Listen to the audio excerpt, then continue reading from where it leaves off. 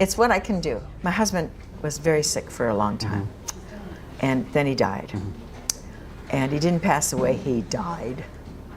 And I didn't think I could ever work again. We were so close, and he was... When people talk about Hollywood's golden age, the name Mitzi Gaynor often shines as bright as the spotlight she danced under. Known for her stunning performances, unforgettable energy, and her role in the famous musical South Pacific, Mitzi became a household name across America. But behind the glamour, the applause, and the glowing stage lights, there were secrets, struggles, and private moments that the world never fully saw. For decades, her life seemed like an open book, but when her family finally spoke after her passing in 2024, they revealed that there was more to her story than anyone ever imagined. Buried deep within her Beverly Hills home were personal letters, gifts, and even property deeds connected to one of the most powerful men in Hollywood's history, Howard Hughes. These items hinted at a hidden relationship that Mitzi had kept silent about for nearly 70 years. Her family felt they had to speak because this truth was too important to keep hidden. To understand why this secret mattered so much, we need to go back to the very beginning of Mitzi's life and see how a girl from a struggling immigrant family grew into one of Hollywood's brightest stars while carrying burdens very few knew about. Mitzi Gaynor was not always Mitzi. She was born as Francesca Marlene de Zan Yvonne Gerber on September 4, 1931, in Chicago. Her parents had Hungarian roots, and while they came from noble bloodlines, they did not have wealth when they arrived in America. Her father, Henry, had once played music on the streets of Budapest to survive, and her mother, Pauline, was a dancer who escaped the rigid traditions of her old world. They hoped for a better life in the United States, but instead, they faced the struggles of the Great Depression. In the early 1930s, the family lived in small apartments, often moving when they couldn't afford rent. At times, they had to pawn jewelry just to put food on the table. Yet, in their home, there was always music, rhythm, and the dream of something greater. From the time she was a little girl, Francesca showed signs that she would inherit her parents' passion for the arts. By the age of 4, she was already taking ballet lessons in Chicago, pushed forward by a mother who knew what it meant to live on the stage and wanted her daughter to carry that tradition into a new world. It wasn't long before Francesca, who would later become known to the world as Mitzi Gaynor, began performing in small shows, learning not only how to dance but also how to overcome her fears in front of large audiences. Her childhood was far from easy, but it was in those struggles that her determination was built. At just 7 years old, she performed her first solo in front of a church audience. Nervous beyond belief, she accidentally wet herself on stage. Many children would have run off and never returned, but young Francesca dried off, went back out, and finished her performance. To her surprise, the audience gave her loud cheers, teaching her a lesson she would carry for the rest of her life. Mistakes happen, but courage is what people remember. By the time she was 11, her family had moved to Detroit, and her training became even more intense. She practiced for hours a day, sometimes in secret, because she did not want her schoolteachers to know she was skipping studies for dance. At 12, she entered a talent competition without telling anyone and shocked the judges with a bold mix of flips, tap, and ballet. She won not only the prize but also the attention of talent scouts who saw potential in her. It was clear that Francesca, despite her humble beginnings, had the discipline and energy of a born star. These early sacrifices would eventually open the doors to Hollywood, but before that, she endured even more changes in her family life, including her parents' divorce, which made her more determined than ever to succeed on her own. By the time she was a teenager, Francesca had transformed into a polished performer. In 1944, at just 13 years old, she joined the Los Angeles Civic Light Opera, a remarkable achievement for someone so young. This step brought her closer to the Hollywood spotlight, and soon she was noticed by important figures in the entertainment industry. Her dedication was unmatched, training for 10 to 12 hours a day, sometimes collapsing from exhaustion but always getting back up. Even during World War II, when there were not enough adult entertainers, she performed at army camps, giving soldiers a sense of joy during difficult times. These performances built her confidence and expanded her reach. In 1949, when she was 18, she finally signed a 7-year contract with 20th Century Fox, officially entering the world of film. The studio decided that her birth name was too complicated and gave her the stage name Mitzi Gaynor, inspired by actress Janet Gaynor.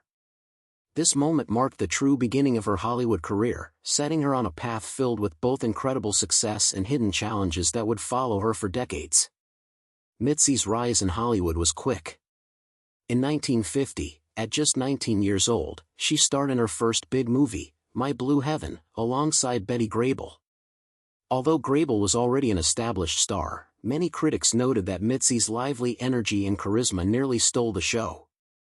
Fan letters poured in by the hundreds every week, showing that audiences were immediately drawn to her. Soon, she was appearing in more films like Take Care of My Little Girl in 1951, where she proved she was more than just a dancer, she could also act with depth and emotion. That same year, she starred in Golden Girl and earned a Golden Globe nomination, which was a remarkable honor for such a young performer. By her early 20s, Mitzi had become one of the most promising stars in Hollywood. Yet, while her career was reaching new heights, behind the scenes there were hidden parts of her life, particularly her encounters with Howard Hughes, that could have destroyed everything if they had become public knowledge. Her family's later discovery of letters and gifts from Hughes would show how close Mitzi came to being caught in a situation that could have ended her career before it even began. The truth about Howard Hughes and Mitzi Gaynor is one of the most fascinating and mysterious parts of her story. In 1949, when Mitzi was just 18, Hughes, who was 44 at the time and one of the most powerful men in Hollywood, became obsessed with her. He sent her letters, gave her jewelry, and even proposed to her. At first, Mitzi was flattered by the attention, as Hughes was not only rich but also famous and feared in the industry. However, she soon discovered that she was not the only one he had promised marriage to. In fact, Hughes had proposed to dozens, perhaps even hundreds, of women, creating a web of manipulation that shocked Mitzi when she learned the truth. Realizing that she was just another name on his long list, she broke things off.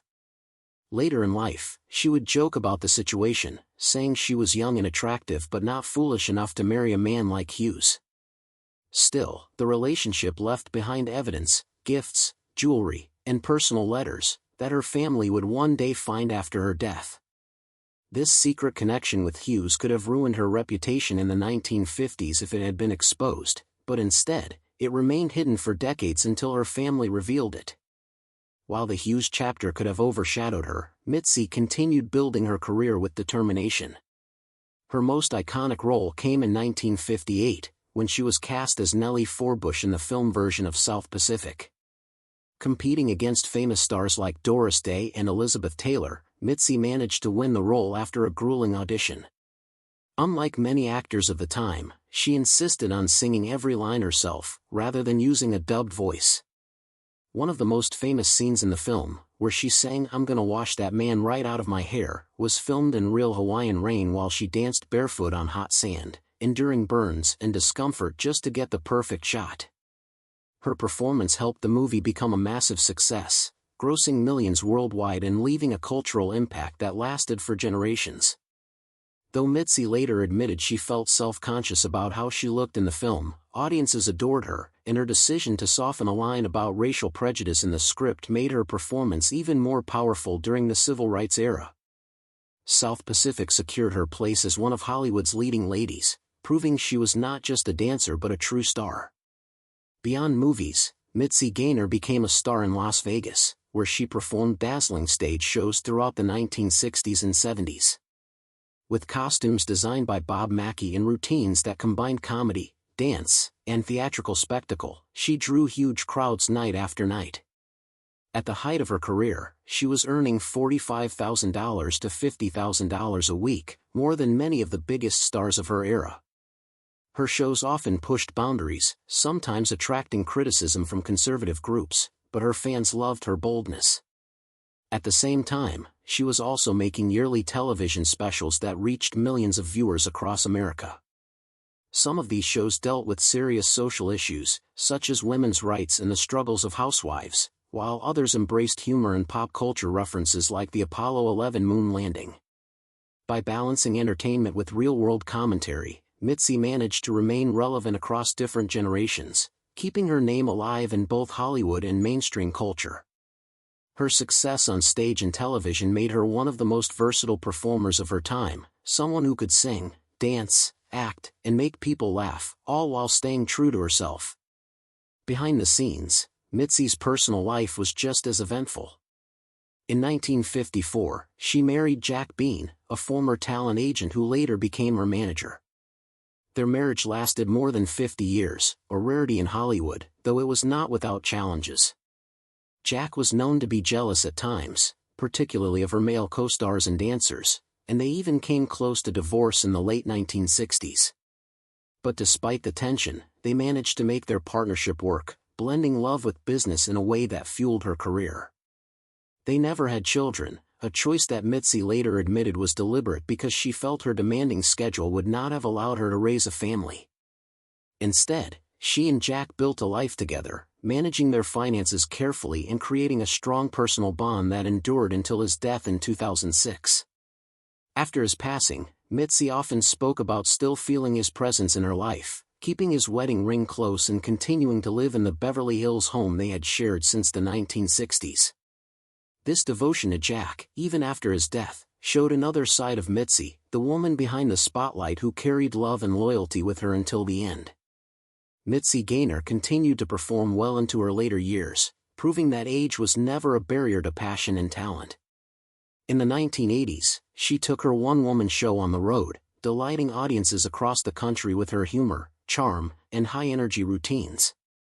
Even in her 50s and 60s, she amazed fans with her stamina and grace. In the 2000s, she launched a new stage tour called Razzle Dazzle, My Life Behind the Sequins, which ran from 2009 to 2014. Audiences admired her honesty as she mixed comedy, music, and personal stories, offering a glimpse into the reality of her long career. In 2019, at the age of 88, she performed with Michael Feinstein, singing while seated due to a leg injury. But her voice still carried the same warmth and strength it always had. Her final years were spent surrounded by memories, tributes, and recognition of her impact on both Hollywood and American entertainment. When she passed away in October 2024 at the age of 93, fans mourned not only the loss of a star but also the end of a remarkable era. With her family finally revealing the hidden truth about her connection to Howard Hughes, the world gained a fuller picture of Mitzi Gaynor, a woman who lived with grace, talent, and secrets, but who never let anything stop her from shining. One of the most fascinating things about Mitzi Gaynor was not only her incredible talent but also her unique personality that set her apart in Hollywood. Many stars of her generation were known for being distant, dramatic, or controlled by strict studio systems, but Mitzi carried a warmth and humor that made people feel at ease around her. She had an infectious laugh, sharp wit, and the ability to poke fun at herself without ever losing her dignity.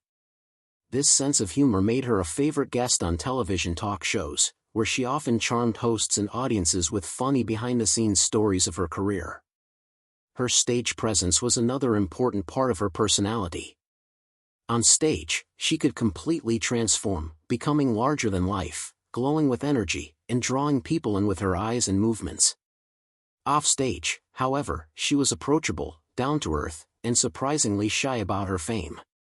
Many who worked with her said that Mitzi treated everyone with respect, from fellow actors to the backstage crew, which is one reason she was so beloved in the entertainment world.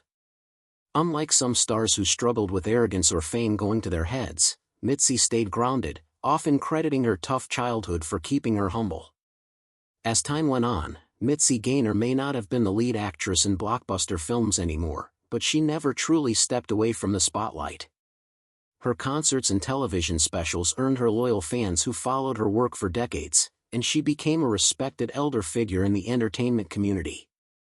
She was honored many times throughout her career, including receiving awards from organizations that recognized her contributions to film, music, and live performance. One highlight came when she was celebrated by the Academy of Television Arts and Sciences for her outstanding specials, which broke ground in how variety shows could be presented. She was also recognized by dance and theater groups for her role in keeping the tradition of live musical performance alive during a time when television was changing how audiences consumed entertainment. Even in her 70s and 80s, Mitzi made occasional appearances at Hollywood events, where she was often greeted with standing ovations. She became a symbol of the golden age of Hollywood and a reminder of the glamorous yet hard-working stars who had to truly earn their place in history. For younger generations, she was often introduced as the star of South Pacific, but those who knew her story understood she was far more than that. She was a trailblazer who balanced film, television, stage, and live performance in ways few stars could match. When people look back at Mitzi Gaynor's career, her legacy stretches far beyond the movies she made. She inspired countless performers who came after her, especially women who wanted to combine acting, singing, and dancing into one powerful career. In many ways, she opened the door for future stars like Liza Minnelli, Barbra Streisand, and even later generations such as Bette Midler, who all admired her ability to blend comedy, music, and drama so seamlessly. Mitzi's courage to stand up for herself in an industry dominated by powerful men also left an important mark. She refused to be controlled by studio heads, she demanded respect for her craft, and she pushed for creative freedom in her specials and stage performances. In interviews later in life, Mitzi admitted she sometimes wondered if she made the right choices, turning down projects, focusing on television when film offered more fame, but in the end, she was proud that she lived life on her own terms.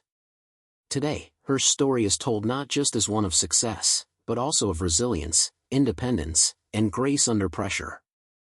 She remains one of the last shining links to a time when Hollywood was at its peak of glamour, and her journey continues to inspire both fans and young performers who dream of leaving their mark on the